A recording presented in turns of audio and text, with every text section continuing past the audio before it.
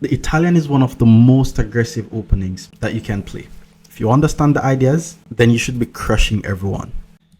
My opponent is at 2300 bot, and I'm going to show you how to prevent blunders and just the full thought process to use. E5 was played. We're going to be playing the move knight f3 here, and from here we're just developing. Everybody knows what to do in the opening. The middle game is where the issue starts. Now this is just a regular Italian game.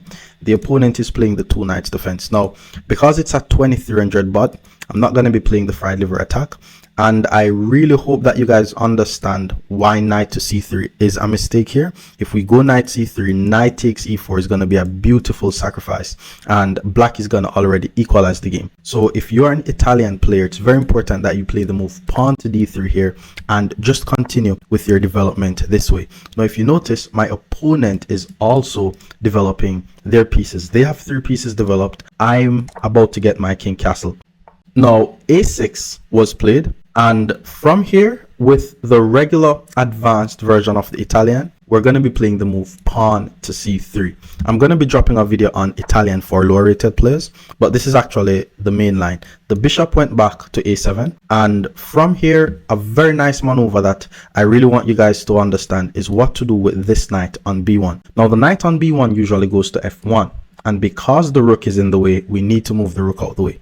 So it usually goes like this. The rook goes to e1, and then we go knight to d2, knight f1, and then knight to g3. So pawn to d6 was played, and there's another thing that I want you guys to understand in the Italian game. The moment you see this pawn to d6 move, one move you want to keep in mind is bishop g4. Bishop to g4 is actually not a problem if your knight is able to go to d2. Another problem that you want to keep in mind is actually this knight a5 move. And because this pawn is on a6, if the knight goes to a5, our bishop has to go back to b3. And we don't want to lose the bishop here that quickly. So in these types of position, it's very important that we pull the bishop back. This is called a prophylactic move. We're basically seeing the opponent's idea before it happens and then just simply preventing it. Now, the opponent castled their king. From here, we're just going to continue with our idea.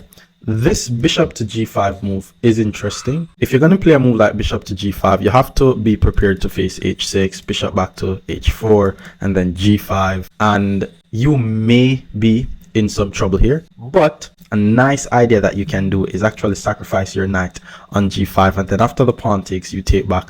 Usually black is fine, but it's very hard to defend against. So knowing that, let me just continue with the regular plan. The knight goes to d2, then to f1, then to g3. This is going to be a very slow position where you just build up. So bishop to e6 was played, and now we're at the transition stage from the opening to the middle game. This is where things start going wrong for people. You know, they're like, okay, I'm out of the opening stage of the game. What do I do now? Now, the first thing you want to keep in mind is to take is a mistake. Not because a trade is there mean you should just do it. Before every trade, you want to ask yourself, who does this trade benefit? Because every trade will benefit someone more. It doesn't matter if it's the same amount of points. For example, if my bishop takes their bishop, the regular 400 watching this is going to be, oh, it's just 3 points for 3 points. But if I take and they take, it opens up their file for the rook on the f file, especially since this bishop is so strong. I'm not trying to get into all of that. So I'm just going to continue with my idea, moving the knight to f1. It clears the diagonal for the bishop, and the whole idea is to get the knight to g3. Now the opponent plays the move knight to g4. This is a very interesting move, and that's the reason why a move like pawn to h3 is actually very thematic in the Italian game. But because he's attacking f2, the move that I'm going to be playing here is either rook to e2 to guard the f2 pawn, or knight to e3 to guard the f2 pawn. Because a knight and the bishop is better than the rook, I'm just going to play rook to e2, because if knight takes f2, then that's going to be good for me. Now king to h8 was played, and this is actually a very nice idea. My opponent wants to put the knight on the h6 square, because obviously there's another principle that I want to tell you guys about, and that's called the principle of neutralization. You want to be as conscious as possible of pieces that is on your half of the board. Whenever a piece is on your half of the board, the possibility of it becoming very dangerous is very high. B, you want to be conscious of the pieces that is able to go on your half of the board and the pieces that are pointing on your half of the board. So apart from focusing on this knight, we also need to focus on the fact that this bishop is coming in, this bishop is coming in, the queen is coming in, and this is just, we just need to see all of these things. So for example, we're not concerned about the queen because he's going to get captured. We're not concerned about this, not concerned about much here. So let's just chase out the knight. And then he just pulls the knight back, which means king to h8 was actually wasting time, because if the idea is not to play knight h6 f5, then black definitely already made a mistake. Now we're just going to be continuing with our plan. Pawn to d4 is actually a thematic idea here in the Italian game, just to break open the center. But let me just continue with knight to g3. This is a very important maneuver that you guys need to understand. And then my opponent played pawn to h6. Pawn to h6 was a very interesting move because it prevents my bishop from pinning their knight to g5. Now from here, the million-dollar question is always, what should we do with this dark squared bishop? Now the bishop could go to e3, but if you don't have to put the bishop on e3, you could actually just leave the bishop on c1. But then if you leave the bishop on c1, what to do with your a1 rook? With that being said, there's usually some ideas of knight h4 followed by knight f5. Like if you could get a knight on f5, that's almost already a winning advantage. But if you're ever going to play a move like knight h4, always be aware of the fact that the queen is x-raying the h4 square. So if knight to h4, we want to at least check to see if knight takes e4 is possible. In this case, it's not possible due to rook takes e4. So knight e4 is something to consider. Another thing that we're actually going to be considering is pawn to d4, and just to open the game.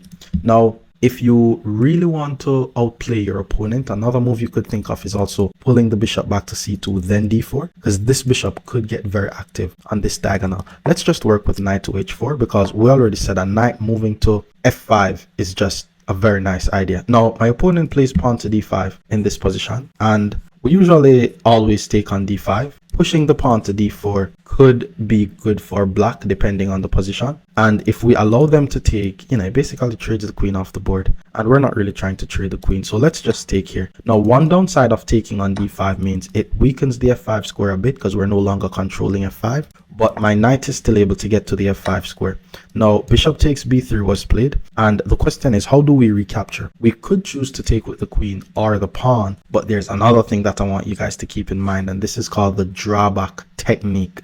Now, before you move every move, when you're making your move, I want you to think about what was your piece doing in the first place before you move it. Because if you think about it logically, there has to be a reason why your piece was on the square in the first place. So don't just blindly move a piece for no reason. In this case, my queen is actually guarding my pawn on d3. So if I just take on b3, his queen is going to take on d3 and I'm going to lose a pawn. So in this case, I'm going to take with the pawn. It opens the file for my a rook, so that's good. Rook to g8 was played. Not sure why that move was played. That definitely looks like a mistake to me.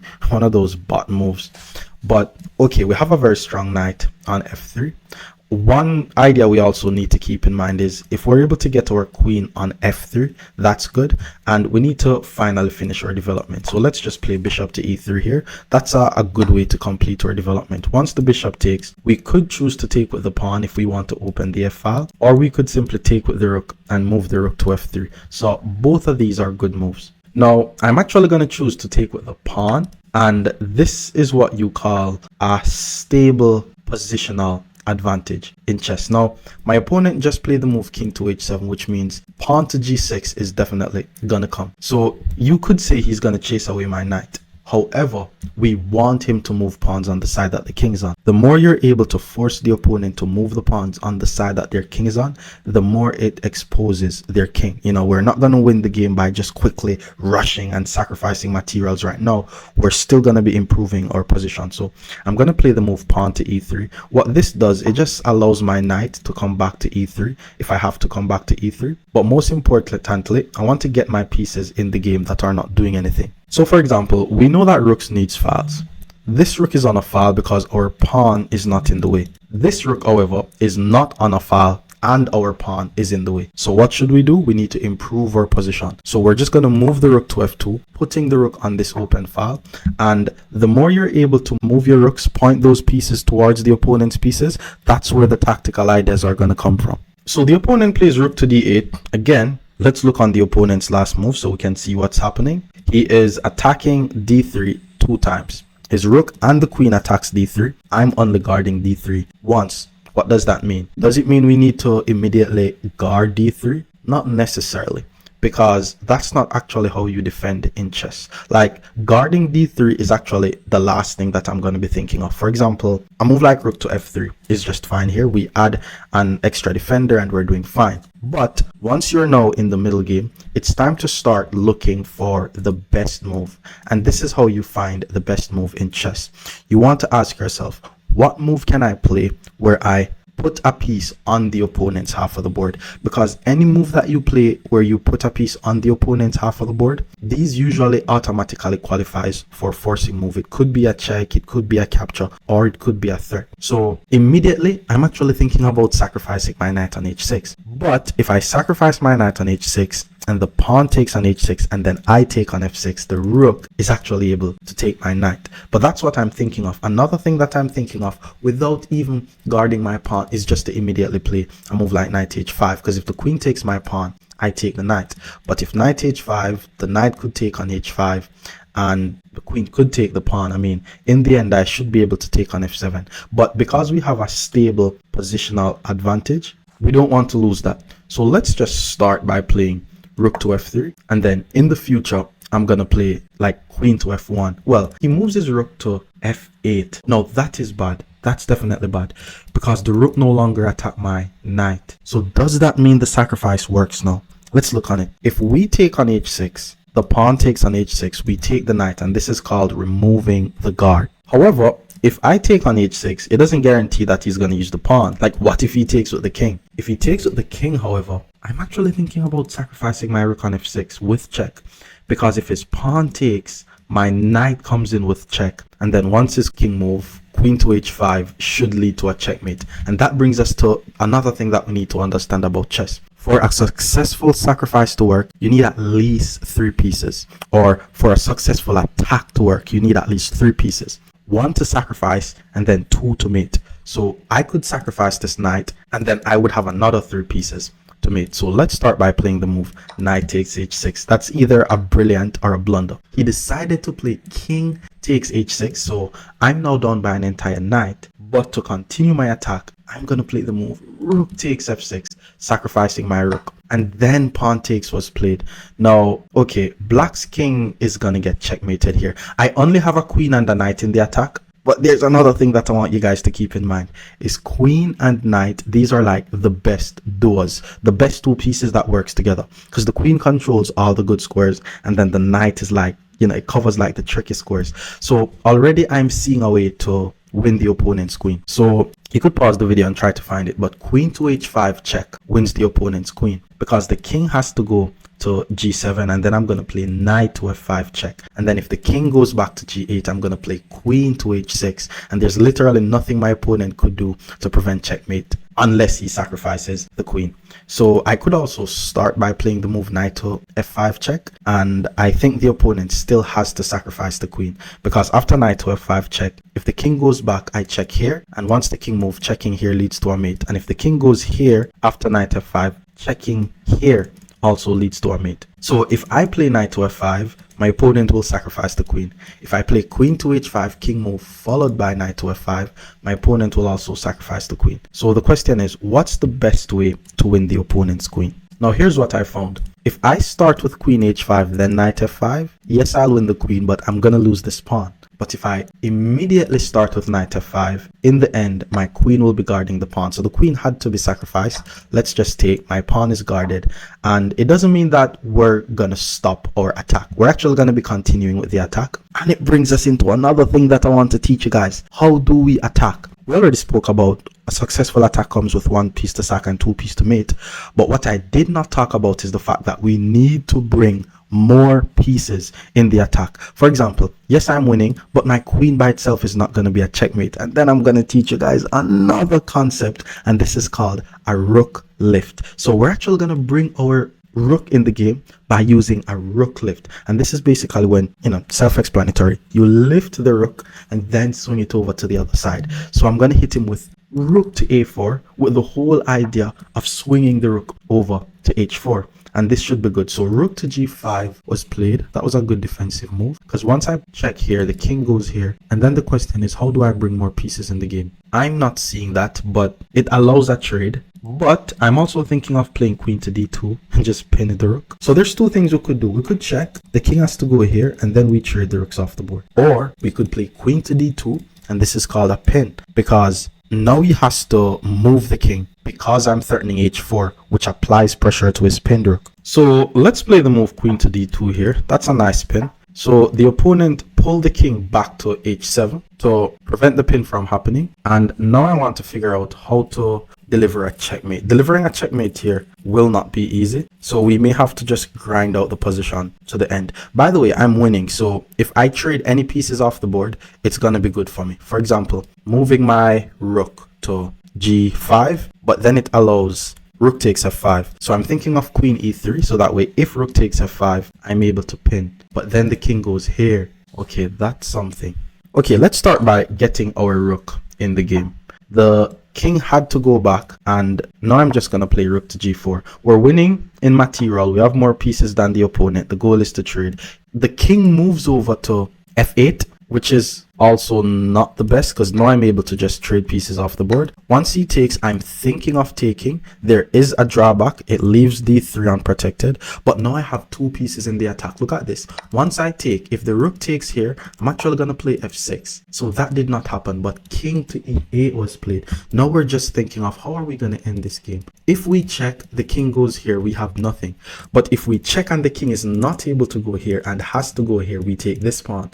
So to prepare this, I'm going to play the move pawn to f6, controlling these squares. So the king decided to move away, and now I'm thinking of just attacking this pawn, but then he's just going to defend it. So the question is, how do we win this game? What we're going to be doing is just advancing our pass pawn. That's another thing that I want to just remind you guys, because it's something that I talk about this a lot, but in the end game, it's crucial that you push your pass pawns. Like Aaron Nimzovich says, a pass pawn is like criminals that should be kept under lock and key. So for example, moving the king is actually attacking my pawn, but because of my pass pawn, or because my pass pawn is so strong, I could just ignore everything and start pushing my pass pawn up the board. And once you find yourself advancing a pass pawn, you're going to notice your opponent will start ignoring what they're doing just to try and prevent your pawn from queening. So I'm just going to keep pushing the pawn and watch what will happen. Notice how he's pulling back the rook because he wants to prevent my pawn from queening, but it's just way too late. I'm just going to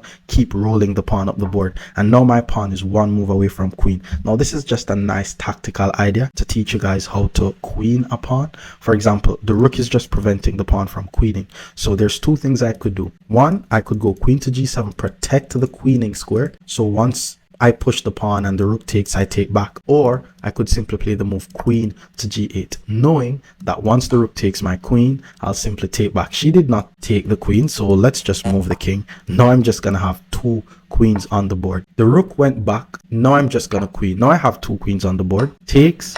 Now I just have a queen. They have a knight. The knight is now unprotected, so I'm thinking about ways to win the knight. Now another thing that I want you guys to keep in mind when you're playing is being able to spot targets like exposed king, weak pieces. The knight is unprotected, this pawn is unprotected, this pawn is unprotected. With that being said, the move has to be queen to c8 here. It attacks all the unprotected targets. He moves the knight. Now we're just going to grab this pawn with check. Now we're going to take this pawn. Well, he pushes the pawn, but that's fine. I'm just going to get my king in the game. King activity is crucial in the end game. Again, three things that you do in the end game is you push past pawns, you attack weak pawns, and you activate the king. So this is me activating my king. None of his pawns are really weak, so I'm going to play pawn to c4 here just to weaken his pawns, attack his pawns. Once he takes, I'll take back with the pawn. Now this is called a pawn majority, where I have two pawns versus one pawn. Whenever you have a pawn majority, that's actually an indication that you can create a pass pawn. And when it comes to creating your pass pawn and pushing your pass pawn, you want to push the pawn without the counterpart. Now what I mean by pushing the pawn without the counterpart basically means pushing the pawn that has no pawns in front of it. So let's push the b pawn, and the b pawn will become a new queen. He moves the king. Let's just start pushing the pawn, and then from here we're just going to queen the pawn. That's just a check. Let's just move the king, and now we're going to queen our pawn. The knight moves. We have to ensure that we're not falling for any forks. Let's push. We don't want to play too fast. The knight was now sacrificed, and okay, now it's easy. I'm assuming you guys know how to checkmate with a king and a queen. Let's just give a check. I'm just gonna activate my king as well. He moves the king, not seeing any immediate mate, so let's just move the king. I want to ensure that once he pushes the pawn, I'm able to just take, and now the king has to move out the way, and from here we're just gonna deliver a checkmate. First, we're going to start by cutting off the king. I'm sure everybody knows how to do this. The king has to move, and now we just take the pawn, march up with the king, and then deliver the checkmate. King goes back, march up with the king. King has to move in the corner. Once we put the king here, the king has to go here, and that's a checkmate.